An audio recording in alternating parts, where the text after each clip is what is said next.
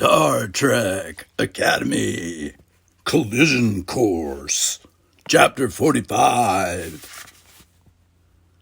The Random Wave was a small ship by most standards and could easily fit within the saucer section of Starfleet's Enterprise.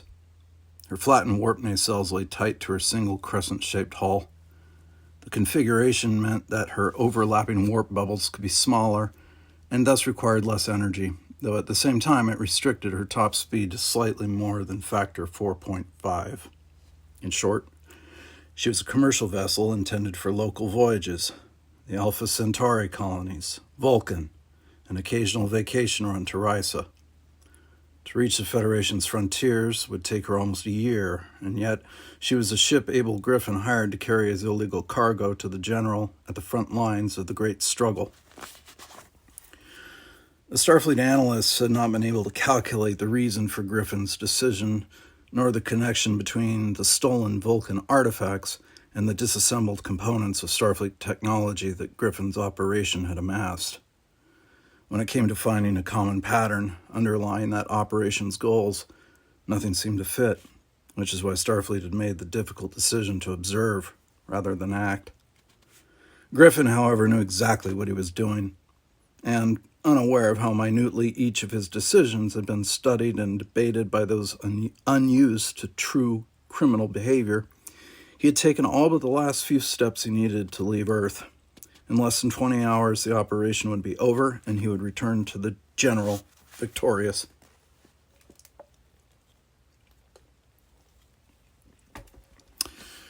At the same time that Kirk and Spock were watching spring-loaded snakes burst from an engineering console on the Enterprise, Griffin stood in the empty cargo hold of the Pacific Rome and took one final look at the safest home he'd ever had. He felt no regret. His capacity to feel that and most other emotions had long since been beaten from him by the harsh conditions of the life he'd led in the General's camps. His constant and relentless exposure to life and death, brutal punishment and sublime reward, had taught him to give the highest value to survival. Satisfied that no trace of his operation remained on the freighter, Griffin took out his subspace communicator and gave the order for transport. The hold dissolved around him, and a timeless instant later he stepped off the transporter platform in the crammed cargo hold of the orbiting Random Wave. Dalla was there to greet him, dressed in working clothes for a change, green overalls and brown boots, with her hair tucked into a cap. It seemed strange to see her without her usual shimmer of bold facial color, but she honored him with her usual insincere smile. It was a shame they wouldn't be spending more time on this ship. Dalla held up her own subspace communicator for Griffin. "Right on schedule," she reported. Even over the communicator's small speaker, Griffin could hear she was right. He recognized the blare of a Starfleet evacuation alarm. It had to be coming from one of the acoustical bugs his little admiral had placed on the Enterprise. "Has Z checked in?" Griffin asked. He walked with Dalla toward the low cargo bay entrance that led to the corridor. 20 minutes ago," Dalla said, "and get this, Jimmy, Kirk, and the Vulcan are on board." Griffin's eyes lit up as he considered the new possibilities available to him. Since Alyssa Corso had been separated from the Academy, she was no longer a candidate for taking the blame for a second dilithium theft. Kirk and Spock, though, could definitely be the new frontrunners. Perhaps he wouldn't have to sacrifice Z after all. He hurried along the narrow corridor, turning sideways to fit through the pressure seal frames. Dalla followed close behind. "Has she opened the vault yet?" he asked over his shoulder. "Haven't heard a thing since her last report." Griffin's mood changed abruptly. The plan had called for Z to place her open-link communicator on the dilithium holding frame once she had opened the vault. That should have occurred within 40 seconds of the evacuation drill. "How long has the alarm been active?" he asked sharply. Dalla checked the communicator readout. "Almost 2 minutes." Griffin slapped his hand against the wall control that called the small ship's only turbolift. "Something's gone wrong." Dalla tapped the communicator against her chin. "Aw, poor Z." Griffin didn't have time for any of this. He wasn't about to waste a year of effort because of a last-minute foul-up. Tell the others we're breaking orbit. We're going right now. Dalla widened her eyes ingenuously. You're not going to try to rescue Z? What do you think? Griffin growled. Dalla smiled. Just what you're thinking.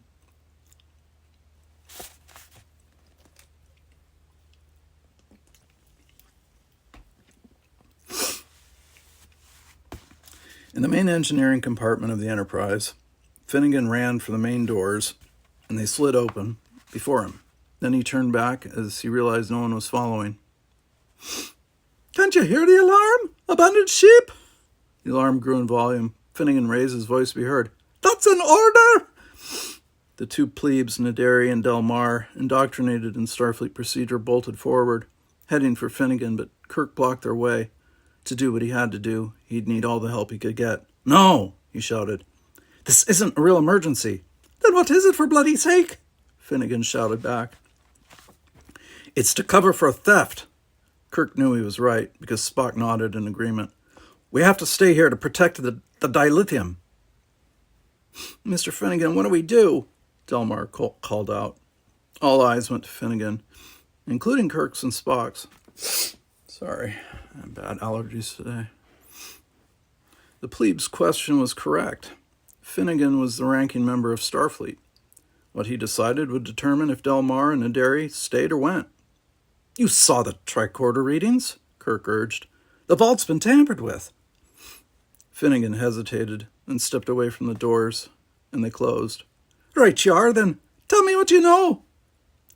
Though Kirk could tell the upperclassman wasn't happy with his decision, he'd made the right one. But before Kirk could explain, Z launched herself at Finnegan from behind, and with 3 quick blows to his side, his neck, and his head, she dropped him to the deck before he even realized he was under attack. Now flushed, breathless, she faced Kirk, Spock, and the 2 plebes. Kirk felt sure she'd acted from desperation because she had no options. You can't fight us all, he said loudly, as he motioned to the others to fan out and surround her. But Z held out her communicator as if it was a weapon. Warily, she began to edge toward the dilithium vault. I don't have to fight you, she shouted. I just have to tag the dilithium, and I will be out of here. A new electronic chime joined the evacuation alarm. What's that one? Naderi exclaimed, addressing no one in particular. Out of the corner of his eye, Kirk saw Spock reach into his shirt, pull out his Vulcan medallion. The chime got louder when the medallion was free. Kirk understood. Stretch, that transmitter. Is it working like a tracking module? Spock snapped open the medallion, and Kirk saw a small glowing display inside. Yes, Spock confirmed, but not for long. Kirk kept his attention on Z, moving between her and the vault. Why not? The power cell's running down. No, Spock answered, his voice clear and loud. This tone means Griffin's ship has left Earth orbit. Once he leaves the system, he will be out of range. No, Z cried. Kirk and Spock both stared at her. He doesn't have the rest of the dilithium, she shouted. He wouldn't leave without that. He wouldn't leave me to take the blame. Kirk understood exactly what had happened. Z cared for Griffin, but Griffin had only used Z. Z, listen. Kirk tried to be kind, even though he still had to yell over the alarm. You didn't get him the dilithium, so that's why he's cut you loose. You were just another one of his gang, no one special. Z, overcome, stared at the communicator in her hand, and suddenly threw it to the deck where it cracked into pieces. The alarm cut out. The computer voice announced, Evacuation complete. Delmar was already kneeling by Finnegan, taking his pulse with 2 fingers on his neck. She didn't look worried, and Kirk took that as a good sign. So, Ms. Bailoff, Delmar said, what do we do now? Kirk groaned as the implications of her question struck him. Z was still the ranking member of Starfleet. The plebes had to look to her. She could even order them to take Spock and him into custody. But Kirk wasn't about to give control of the situation to anyone else, not when there was still a chance to salvage it. Z, he said urgently, look at what we've got here. He gestured to include all of engineering. A starship. Let's go catch him. Z looked at him in open disbelief. You think you can run this thing? Kirk glanced at Spock. I've read some operations manuals. How about you? Spock swallowed. 3, he said. That was good enough for Kirk. He turned back to Z. We can at least try. Z stared at him in indecision until the other plebe prompted her again. We need orders, miss, Naderi said. Kirk considered Z's shrug as her indication of defeat. He was right. She was out of options. Wild elation rose in him. Z pointed at Kirk. Do what he says. The plebes had their orders and looked at Kirk expectantly. For his part, Kirk fought down his excitement and tried to look composed. He glanced at Spock. You think you can find the bridge? Chapter 46. The silver turbolift doors swept open, and without a moment's hesitation, Kirk rushed out. The bridge of the Enterprise was pristine, each surface newly refinished.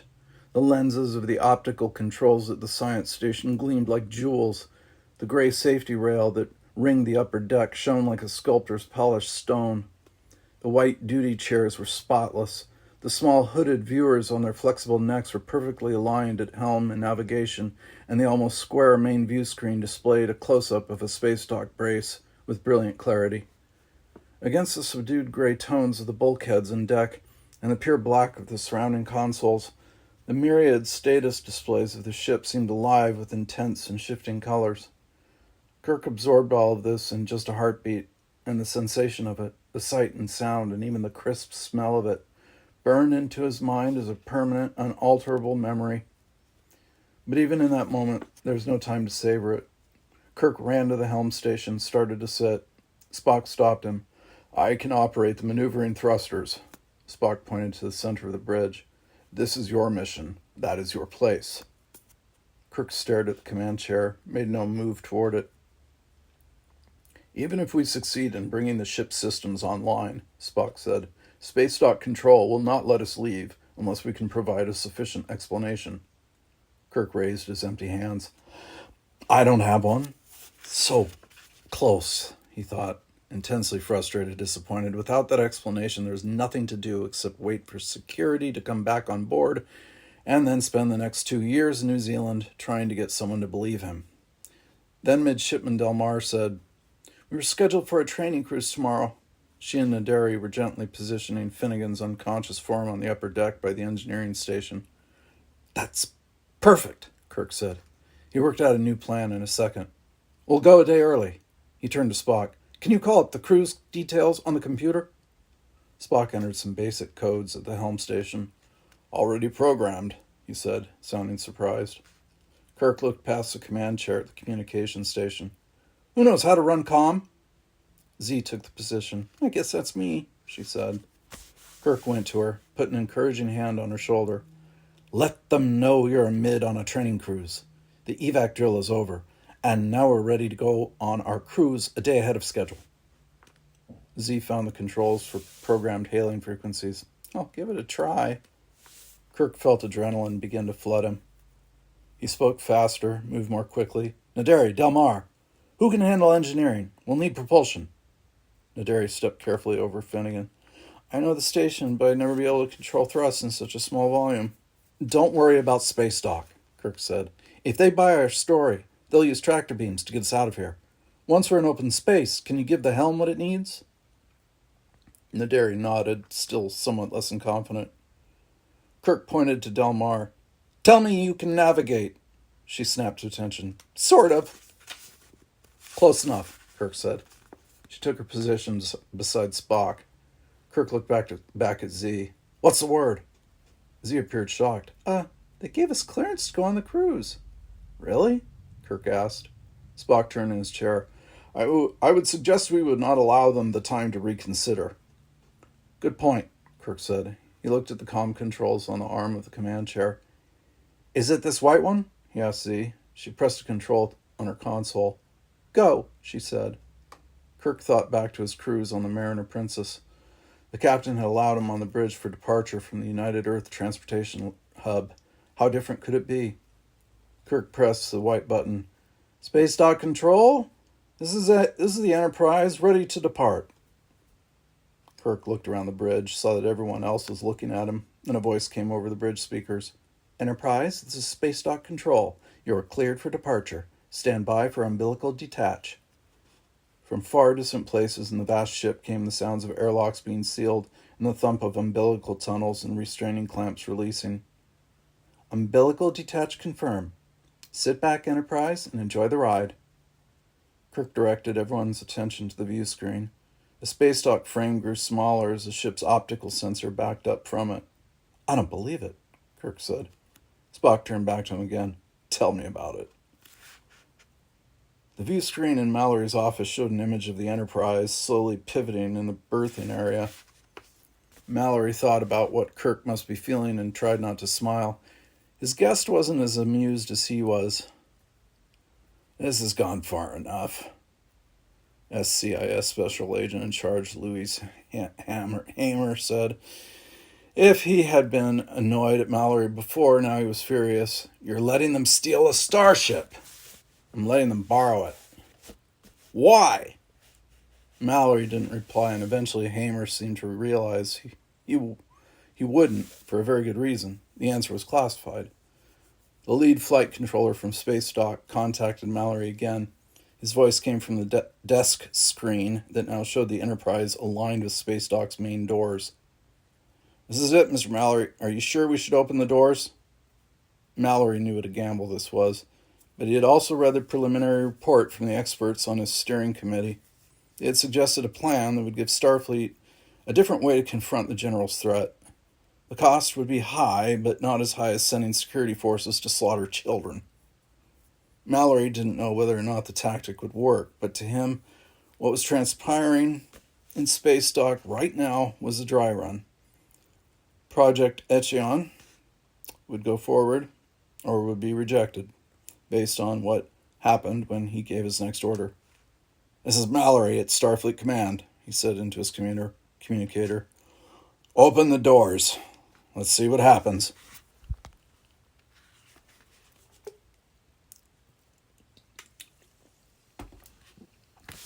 Chapter 47. "They're opening the doors." Kirk stared at the image on the view screen as if in a dream. The Enterprise slipped forward under the control of Space Dock's tractor beams. "They still have 30 seconds to realize their mistake," Spock pointed out. "Thank you for those encouraging words." Kirk was still standing beside the center chair, and though he glanced at it from time to time, he made no move to sit in it. Then the 30 seconds had passed, and all the view screen showed was space and stars. What do we do now?" Delmar asked. "Spock," Kirk said, "can you get a heading from your tracker?" Spock opened the Vulcan medallion and placed it on the helm console. He read off coordinates from the display, and Delmar entered them. "This isn't looking good," she said, worried. "Where's he going?" Kirk asked. "Out of the main traffic lanes. I'd say he was getting ready to go to..." "Oh no, he did." Kirk tried to see what Delmar had seen on the medallion's display, but the display was blank. "It would appear the Griffin has gone to warp," Spock announced. Kirk asked a question he already knew the answer to. "Anyone know how to start a warp engine?" "I know it takes about a day," Naderi said. The dilithium crystals are already installed, which ours aren't, because they're still in the vault." Kirk gave the plebe a tight smile. "I can only come up with one thing to do," he told his erstwhile crew. "Go back?" Delmar asked. Kirk shook his head, insulted. "No. Set a course to follow Griffin's initial heading. Maybe his warp engine will blow or something and we can catch up." He looked toward the engineering station. "Hey, Naderi, we do have full impulse, right?" "Aye, sir." "Aye?" Kirk repeated, then let it go. Just give the helm of navigation all the power you can give him." Naderi seemed not to know how to reply, so he just nodded once, forcefully, and went back to his board. "Course laid in," Delmar said. Then she added, "No, wait." She readjusted her board settings. Okay, that's right. Now the course is laid in." Kirk waved his hand forward. "Then, full speed ahead, Mr. Spock." They all froze in place as a strange rumbling filled the bridge. But then the stars on the view screen shifted to the side as the ship changed heading and began to accelerate. "Pursuing at 1/2 impulse," Spock called out. Kirk leaned against the chair. There was nothing to do now except wait to be caught. Then he heard a distinctive chime again and saw Spock pick up the medallion. "Fascinating," the Vulcan said. "What is?" Kirk asked. "The tracker is working again." Kirk felt the thrill of exhilaration. "He dropped out of warp?" Spock nodded as he studied the medallion's display, and he appears to have entered orbit of Neptune. Kirk did the math swiftly. Average distance to Neptune is, 4.1, 4.2 billion kilometers? Delmar entered something on her board. "Right now, the nav database shows it at 4 billion, 2,800,000, and the rest just keeps changing." "Okay," Kirk said. "At half impulse, that puts us there in just under 5 hours. Let's go. Lay in a course, full speed, whatever it takes." With those stirring words, the Enterprise raced for Neptune. "Neptune?" Hamer repeated. "Why Neptune?" Mallory checked a data readout on his desk screen. "That's where Griffin's ship is." Hamer looked over Mallory's shoulder. "All that material he stole during the past year, and he's taking it to Neptune?" "It can't be his final destination," Mallory said. "He could be refueling at Triton Station, checking to see if he's being pursued, or he's identified another source of dilithium. Are there any warp facilities in near Neptune space?" Mallory input more search strings, read out the results. "2 ships have been lost at Neptune decades ago. They both burned up in the upper atmosphere. If any wreckage survive, it looks like Griffin would have to retrieve it from the bottom of 18,000 kilometers of nitrogen, water, and ice at pressures that would have fractured any dilithium crystals within days." "Has anything crashed on the moons?" Mallory checked. Neptune had 9 classic moons and 27 moonlets. There had been a few crash landings and failed launches from them over the years, but according to Starfleet records, no significant wrecks remained unsalvaged. "Nothing." He tapped the control that turned off the screen and stood up from his desk. "What now?" Hamer asked. "I'd say Kirk and Spock have the right idea," Mallory answered. "We're going to Neptune." Chapter 48. "I don't think I can do this," Delmar said. On the main view screen, Kirk saw the blue dot of Neptune, growing perceptibly larger. "That's a planet," he said. "This is a starship. Isn't there an automated setting for standard orbit?" "Not for Neptune." Spock turned from the helm. "It is not a standard planet. Its magnetosphere is dramatically misaligned to its axis of rotation, resulting in severe electromagnetic distortions for the instruments of orbiting vehicles. It has 4 rings and more than 30 moons and moonlets, even the least of which could cause considerable damage to this vessel." Kirk didn't want to hear about obstacles. "There's got to be some way to figure out how to orbit it." "There is," Spock said. 4 years of advanced astronavigation studies." Neptune was growing ever larger. Now Kirk could make out delicate white swirls of clouds against the soft background haze of sky blue. The planet looked welcoming, though intellectually he knew the temperature of that appealing blue haze was more than 200 Celsius degrees below zero. "We didn't come all this way just to do a flyby," Kirk said. All he could think was that if Griffin knew how to orbit this planet, then the idea came to him that fast. "Stretch! Use the planet's sensors to find Griffin's ship, then match his orbit." Spock looked around the bridge, saw what he was looking for. "I will need to use the science station." "Go!" Kirk said, and as Spock got up from the helm, Kirk took his place. Neptune filled almost half the view screen now. Delmar gave Kirk a hopeful smile. "I got us here. Now it's up to you." Kirk checked the layout of the controls. They were nothing like the flyers he'd flown. Delmar seemed to realize what was happening. "Any of those look familiar?" Kirk laced his fingers, cracked his knuckles. "Lots of computers on this ship. How hard can it be?" Delmar's faint smile remained frozen in place as Kirk took the Enterprise off her program flight path and began to fly her manually. Griffin sat back in the command chair of the random wave, enjoying the shoulder rub Dalla was giving him, ignoring Matthew. Matthew, with a bandaged broken nose from Sam Kirk's attack, sat in tense disgrace at the sensor control station, under no illusion what the general's reaction would be to his failure. When Matthew had reported to Griffin after his humiliating defeat, Griffin had arranged to have Matthew and his 2 bloodied soldiers beamed directly up to the random wave. But when Matthew had stepped off the transporter platform, his 2 soldiers were no longer with him. At Griffin's order, their matter streams had not been collected. Instead, they had simply been beamed into nothingness, their disassociated molecules becoming an expanding cloud that rapidly faded from sight.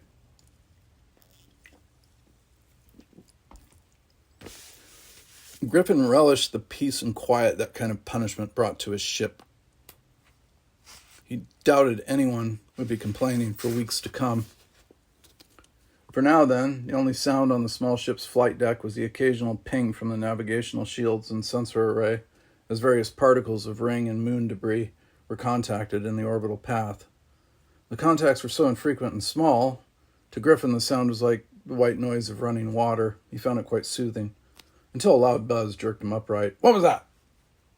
"Collision alarm," Matthew said. His fingers flew over his input board. "I don't get it. It's some kind of meteoroid." "Avoid it," Griffin said. "The auto system's been trying," Matthew told him, "but it keeps changing course to..." He looked over at Griffin. "It keeps changing course." "On screen." And there it was, the Starship Enterprise, closing erratically, but closing all the same. On the Enterprise, the collision alarm sounded. "Too close, too close," Delmar said. Kirk adjusted the ship's rate of descent. He had wanted to bring her in at a slightly higher orbit, directly behind and above Griffin's vessel. He had heard that proximity sensors usually had the weakest coverage in that area. Not in a Starfleet vessel, of course, but civilian ships were another matter. "Are the shields up?" Kirk called out. "Yeah, got 'em," Derry answered. Kirk risked looking up from his board for a few seconds to see what was on the screen. The half-crescent shape of Griffin's ship was ahead, and it was slowly listing into a 360-degree roll. "Why is he rolling like that?" Kirk asked. "He is not," Spock said from the science station. "We are." "I want to know why the sensors didn't see that coming," Griffin demanded. Matthew worked furiously, checked all the sensor settings. They did. But, Griffin, look at the readings. There's no crew on that thing. There's no warp engine. The power signature's flat. I can't even tell if it has shields." He looked up at Griffin like a fearful child expecting to be beaten. "So many readings are below the threshold, the sensors didn't recognize it as a ship." Griffin glared at the view screen. "It's a Starfleet starship. How can the sensors not recognize that?" In the middle of the commotion, Dalla remained by the command chair, leaning on one elbow that rested on the chair's tall back. "I wonder why it's rolling like that." Then a signal chime sounded. "We're being hailed," Matthew said. Griffin snapped his fingers, and Dalla ran to the comm station to answer. A deep voice growled out of the flight deck's speakers. "Unidentified civilian cruiser. This is the, captain of the USS Enterprise. You are in, restricted Starfleet space. Drop your shields and prepare to be taken in tow." Griffin put both hands to his head in absolute fury. "How?" He slapped Matthew across the side of his head. "We were on full alert and..." "Shh," Dalla hissed. "Listen." The flight deck speakers were still picking up the transmission from the Enterprise. Only now the captain's gruff voice was missing from the mix.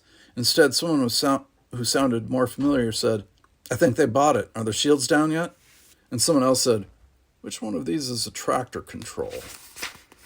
And someone else said, "Can the tractor beam work through our shields, or do we have to shut down too?" And the oh-so-familiar voice of Griffin's little admiral said, "Oh crap, guys, this is still on." Click. The transmission ended. Griffin couldn't contain his relief or his shout of triumph. "Maybe they didn't hear the rest of it," Z said. Kirk, Spock, Naderi, and Delmar stared at her accusingly. Finnegan still lay mute and motionless on the upper deck. "I didn't do it on purpose," Z protested. "I want to get him as much as you do." Kirk raised his hands like a referee, sending fighters back into their corners. "It's okay. He's not responding. He probably turned off his..." Griffin's gleeful voice boomed over the bridge speakers. "Captain Jimmy of the USS Enterprise. I don't know how you managed to steal a starship, but I've got to thank you for delivering it to me." He heard it, Z said dejectedly. If you can figure out how to use your sensors, you might want to check our weapons status. Kirk looked at Spock. The Vulcan was waving his hands over the optical switches, changing the displays above the science station until a schematic of Griffin's ship appeared with flashing red lights at the weapons nodes. The Vulcan couldn't hide his apprehension. 2-phase cannons, old-fashioned but powered up and effective. That should have been enough time, Griffin continued. So now that you see what you're up against, play it smart, Jimmy. Drop your shields and prepare to be boarded. Or wait for us to shoot your bridge full of holes, and then prepare to be boarded. What's our weapons status? Kirk asked Delmar. The plebe moved to the helm seat Kirk had vacated. Fully charged phaser banks. Phasers? That's state-of-the-art, Naderi said excitedly. Can you fire them? Kirk asked. Delmar nodded. In simulations. Let's see how good they were. Fire a warning shot. Cross their bow. Kirk glanced over at Spock. Always wanted to say that. Delmar made adjustments to her board, pressed a large control, and a powerful capacitor discharge echoed in the bridge. At the same instant, a flare of scintillating light burst from the view screen as a shaft of phased energy hit Griffin's ship dead center. I said across the bow!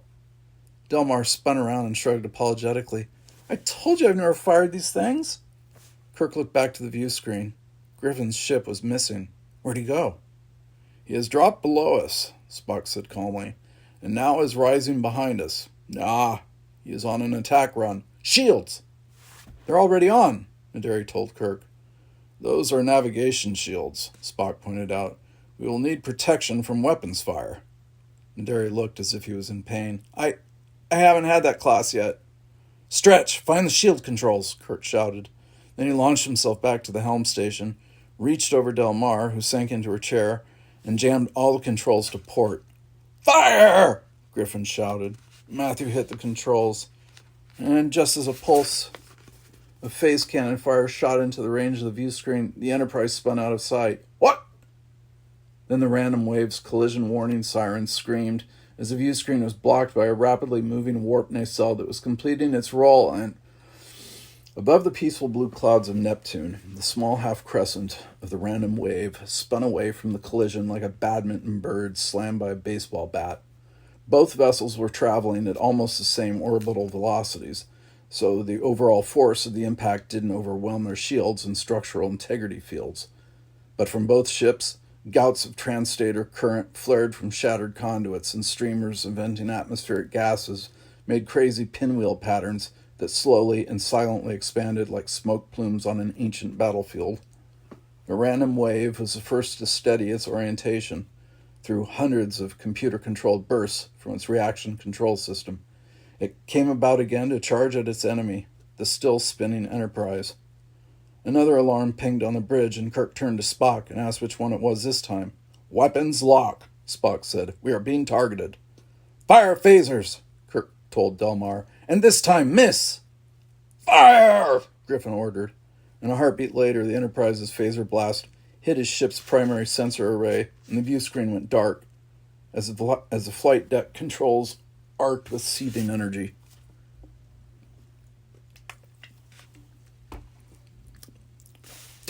Direct hit, Delmar exclaimed. Sorry, she added. And then the bridge of the Enterprise shuddered as the ship absorbed a phase cannon blast. How's she doing? Kirk asked Z. The midshipman had gone to engineering, so Naderi could go to the shield station. No venting, Z said as she read her damaged displays. Structural integrity is holding. We're okay. Not really, Spock added. Kirk spun to him. Griffin's ship is about to... The random wave spun like a boomerang, edge over edge, directly for the spinning Enterprise, until one flattened nacelle hooked around the central support pylon, joining the primary hull to the secondary one. The smaller ship wedged there, caught between the pylon and the starship's starboard nacelle, transferring its kinetic energy into momentum that the bigger ship picked up. Viewport lights flickered, then went dark on the Enterprise as its power systems failed. The random wave was already without any running or propulsion lights. Like wadded-up refuse, the two ships spun over Neptune. neither one with an operative reaction control system to stabilize their motion, and as both crews were quick to discover, the energy lost to their collision meant their overall velocity had diminished to below what was required for Neptune orbit, standard or otherwise. The ships were locked in a death spiral, slowly descending to the giant planet below. And as cold as its atmosphere was, at the speed the ships would hit it, there would be hellfire.